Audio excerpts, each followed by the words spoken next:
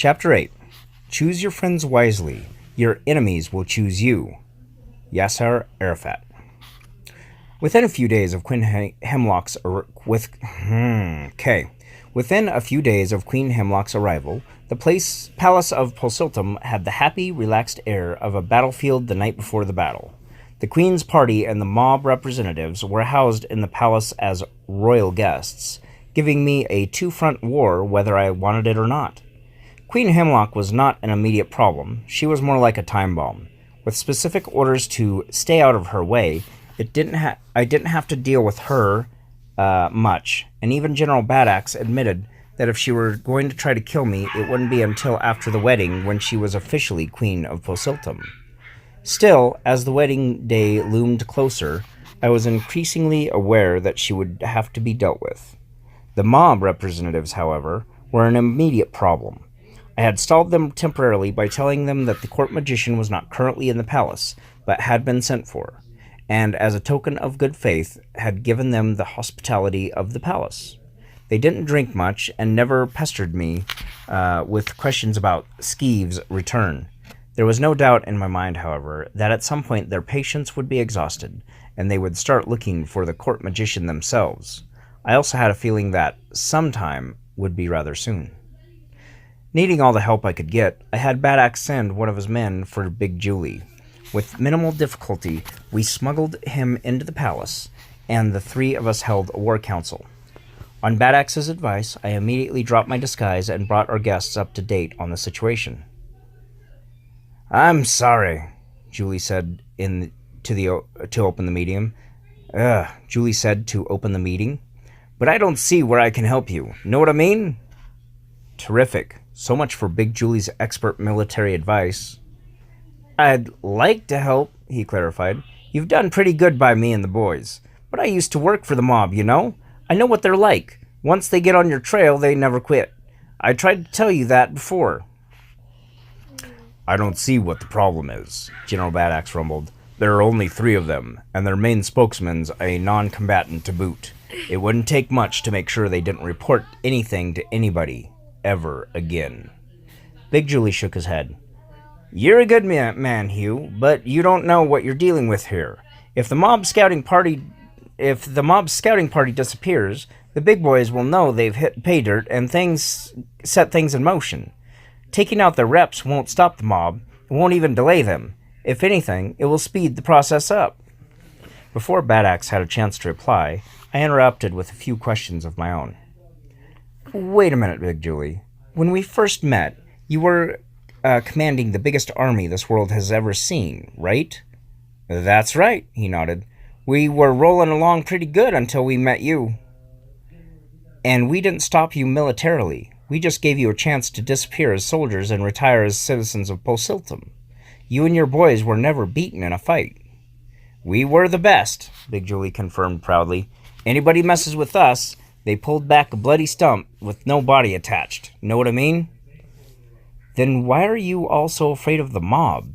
If they try anything, why don't you and your boys just hook up with General Badaxe's army and teach them a lesson in maneuvers?" The ex-commander heaved a deep sigh. "It don't work that way," he said. "If they was to march here in like any army, sure, we could send them packing. But they won't. They move in a few muscle men at a time, all acting just as polite as you please, so there's nothing you can arrest them for. When enough of them get here, though, they start leaning on your citizens. Little stuff, but nasty. If someone complains to you, that someone turns up dead along with most of their family. Pretty soon, all your citizens are more afraid of the mob than they are of you. Nobody complains, nobody testifies in court. When that happens, you got no more kingdom. The mob runs everything while you starve. You can't fight an invasion like that with an army. You can't fight it at all."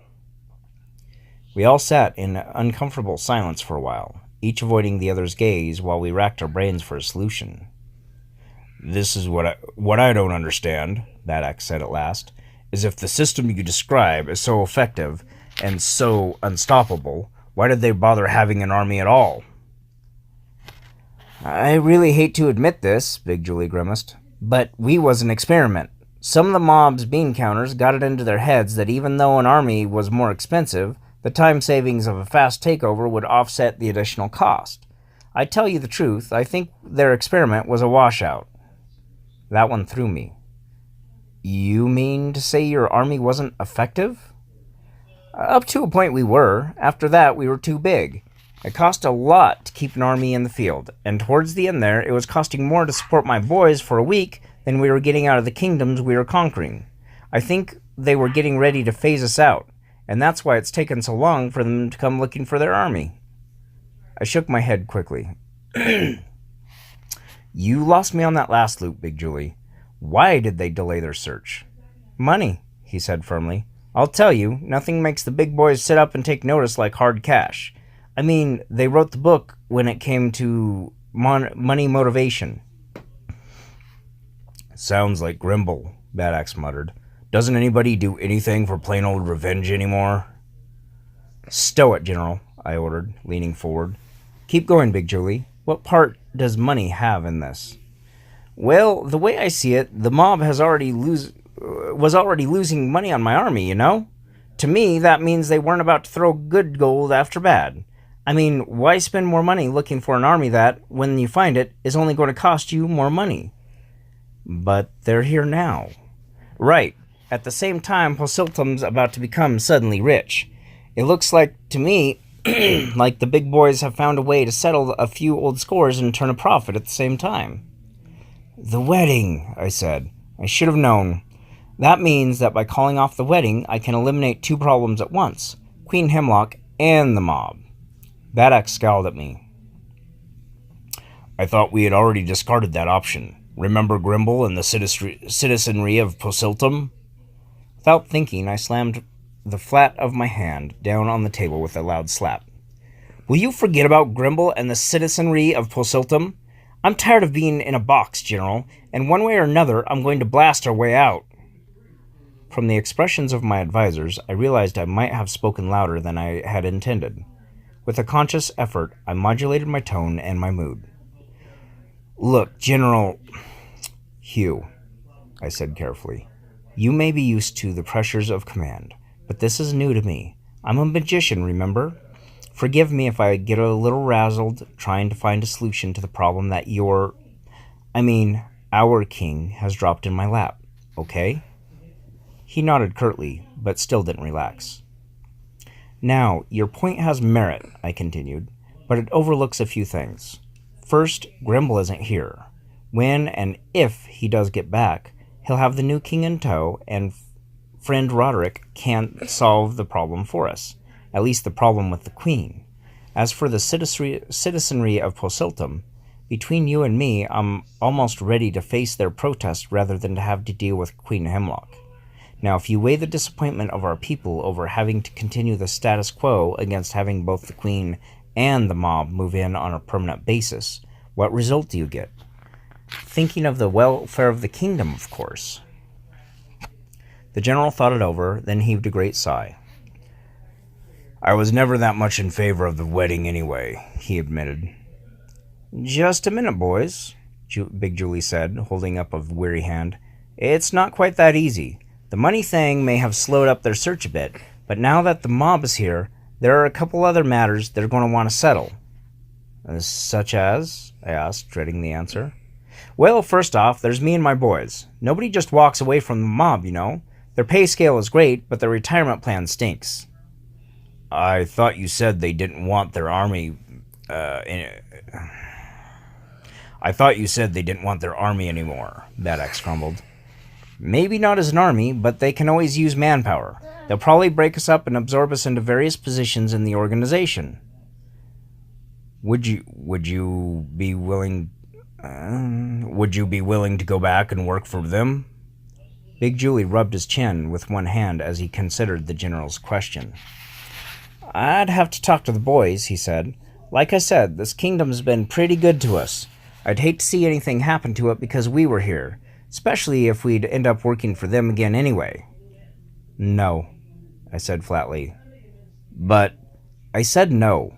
You've got a deal with Posiltum, Big Julie. More important, you've got a deal with me. We don't turn you over to the mob until we've tried everything we can to defend you. And how do you propose to defend them from the mob? Badaxe asked sarcastically. I don't know. I'm working on it. Maybe we can buy them off. Offer them Queen Hemlock to hold for ransom or something. Lord Magician. Okay. I said I was still working on it, didn't I? What's next, Big Julie? You said there were a couple of things they wanted besides money. You, he said bluntly. The mob isn't going to be happy until they get the great Skeeve, court magician of Posiltum. Me? I said in a small voice. The mob didn't get to the top by ignoring the competition. You've made some pretty big ripples with your work, and the biggest so far, as they're concerned, is making their army disappear.